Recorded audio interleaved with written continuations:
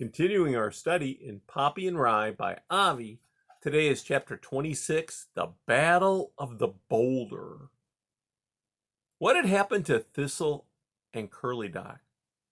When Thistle, under attack from the beaver, lost her grip on the raft, she let herself sink below the water's surface. A good swimmer, she had the sense to move fast and far away from the tumbled raft, as well as the beaver.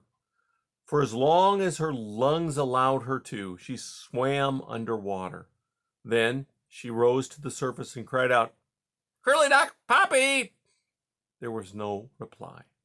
It was too dark to see anything. Terribly distressed, Thistle swam about in circles in search of her companions. She was still searching when she heard a faint splash. "Who's that?" she called. "It's me, Curly Dock." "Who's that?" "Thistle." "Where are you?" "Here, keep talking. Try to swim toward me. I'll try to swim toward you." The two met in the middle of the pond. "Where's Poppy?" was the first thing Curly Dock said. "I hoped she'd be with you. I didn't see what happened to her. Do you think she's all right?" Thistle asked. "I don't know. Listen." There came what sounded like a faint cry. "Here we are!" Thistle called back loudly. "Shh! A beaver might hear you." In any case, there was no response. "Curly Dock?" "What?"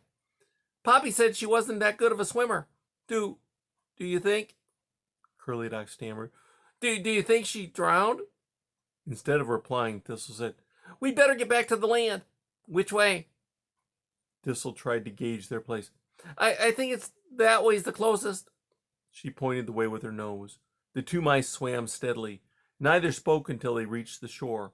As soon as they got out, they both looked back over the pond. "Do you see anything?" "No." What are we going to tell Pa and Ma?" "Better just say what happened," Curly Dock replied. "What do you think did happen?" She must have drowned." Thistle shook her head. Curly Dock said, "She said she couldn't swim, and we didn't hear her, did we? Maybe she got to the lodge anyway." "Thistle, even if she did, she said she needed us to get Rye out. But then, what'll happen to Rye?" There was no answer. Suddenly, Thistle said, "Curly Dock, Ma and Pa were moving tonight. We don't know where they went. Maybe they left a note." The two mice ran up the hill. There was pale light, but no sun yet, upon the eastern horizon, when an exhausted Thistle and Curly Dock, full of their awful news, reached the hilltop. To their complete surprise, they saw the entire family working in a frenzy. Half were laboring in the ditch before the boulder. The others were toiling about the boulder's base, hauling away dirt as fast as they could. Most of the earth around the boulder already had been removed. To Thistle and Curly Dock's eyes, the boulder appeared to be resting on absolutely nothing. "Pa!" Curly Dock called. Valerian turned, his mouth open with surprise. "Why? What are you two doing here? Did you free Rye? Where's Poppy?" "Pa," Thistle said, "we were getting close to the beaver's lodge on a raft when one of the beavers discovered us." "No."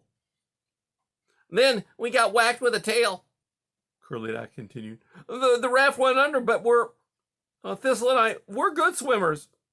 "You mean Poppy?" We're not sure, but drowned probably." Valerian, mouth agape, struggled to control his emotions. Turning away, he gazed at the boulder, the ditch, the pond. "Pa?" Thistle asked. "What's everybody doing?" Valerian explained as best he could.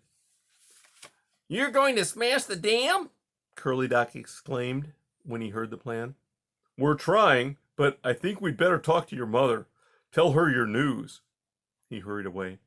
Clover, to oversee her part of the digging, had established herself with her three youngest just behind the large stone. The moment Valerian appeared, she bolted up. "What is it? Something has happened. I can see it in your face." "It's Thistle and Curly Dock." Clover shut her eyes. "They were going to the lodge on a wood chip when a beaver turned them over." "Valerian, the children, what happened to them?" Thistle and Curly Dock got back. They're good swimmers, but it's Poppy. She doesn't know. They don't know what happened to her." "But No. Valerian! Clover? Valerian asked. What do you think we should do? Clover dipped her head, swallowed hard, then looked up. Valerian, you said it before. Poppy's a clever mouse. Maybe she's all right. Maybe she isn't. But I still think we have to get that boulder going down to that ditch like we planned. We have to do something. But Clover, if Rye's still in the lodge, it might make things worse. The two mice stared at each other. Valerian, Clover said in a whisper, struggling to remain dry-eyed. I still think we have to try. I do. I guess you're right, Valerian returned grimly. The ditch is pretty much done. How soon can we push the boulder down? Clover, burping one of the babies, said, We only need to dig a little more, and then... Whatever Clover was about to say was cut off by a shout on the other side of the hill. Beavers! Came the cry. The beavers are attacking! Oh my gosh, work as fast as you can, Valerian urged Clover. We'll try to hold them off. He gave Clover a quick hug, then tore around to the front of the boulder to see what was happening. 13 beavers had waddled out of the pond, arrayed all in a row, dripping wet. They were whacking their broad tails on the earth, making an awful racket. Their teeth side by side looked like an orange picket fence. In the middle of the line was Mr. Conrad, peering up at the boulder. Now that the mice's work had progressed so far, he was able to grasp what it was the mice were attempting. Great balls of fire! He raged. They're going to topple that boulder! If it comes down, it'll hit our dam! It's unfair! It's wrong-headed! It's a matter of life or death! Up he roared. For the honor of Conrad's cute condos! He bawled. We've got to draw the line somewhere! Give me a dam or give me death! Go whole hog! Go for broke! Fight tooth and tail! Charge! As one, the beavers began to waddle up the hill. The mice, taken by surprise, stopped work on the boulder and the ditch. Too terrified to do anything, they simply stared at the advancing line of beavers. Valerian rushed down. Defend yourselves! He cried. If only for a few minutes, that's all we need. Galvanized, the mice scrambled in all directions, running and tipping over themselves as they gathered up sticks, pebbles, and clods of dirt. Hold your fire, Valerian cried, till you can see the gap between their teeth. The beavers, beating their tails, pressed up the hill. Their sheer bulk was enough to frighten away some of the mice. Curly Dock, unable to restrain himself, charged down the hill with a ball of mud in either paw. Come on, he called. Don't stand there, attack! Thistle, armed with a pointed stick, was the first to join him. As soon as he was in throwing range, Curly Dock chucked his balls of mud at the beavers. When these balls bounced harmlessly off the beavers' pelts, he gathered up more and threw them. Unfazed, the beavers continued their advance. Be warned, Mr. Conrad bawled up at the mice. We don't intend to let anything happen to that boulder. Valerian, meanwhile, was in a frenzy, organizing his sons, daughters, and grandchildren into 3 brigades. When I give the word, he told them, the first group will follow me. Go after 1 beaver at a time. It's the only way. You other 2 groups, attack when you think it's time. Now, chins up, whiskers straight, noses quiver. Let's show them what mice can do. Brandishing a twig, he dashed down the hill, his offspring trailing close behind. Thistle and Curly Dock were off on their own, poking and pricking a beaver's feet with twigs. Maddened, the beaver spun about, lowering his tail shield. Brother and sister pressed their attack relentlessly. The beavers turned and fled back. That beaver turned and fled back to the pond. Meanwhile, Valerian and his pack of mice surrounded another beaver.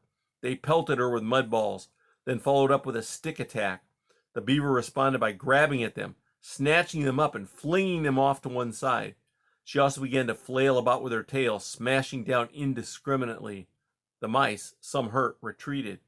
But even as they did, the second wave of mice, 15 strong and squeaking madly, swarmed down the hill. Mice to the foe! Mice to the foe! They cried in unison. So furious was their attack. With sticks, pebbles, and mud balls, the attack of the beavers faltered. When one of the mice managed to shove a stick up a beaver's nose, the beaver turned and scampered back toward the pond. Mr. Conrad reared up to block his way. "How dare you retreat!"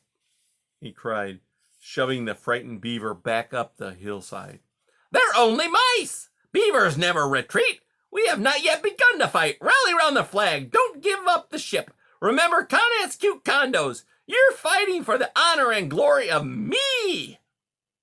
A third wave of mice, emboldened by the success of the first two groups, poured down the hill in a great wave, squeaking, "Mice and freedom! Mice and freedom! Mice and freedom!"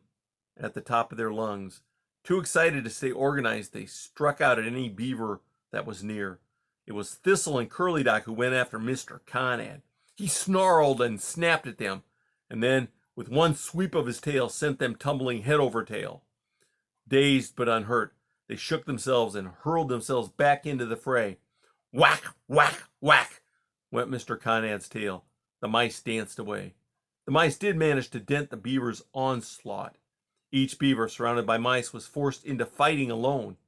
But though the mice attacked and attacked again, the beavers gradually moved up the hill. Despite their stubborn resistance, the mice were forced into retreat.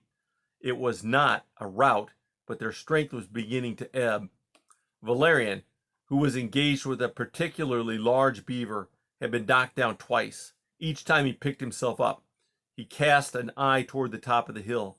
When he saw that Clover and the other mice were still feverishly digging around the boulder, he threw himself back into the fray. Clover, who kept looking from the frantic digging around the boulder to the equally frantic battle below, finally shouted, "We're ready!" down to Valerian.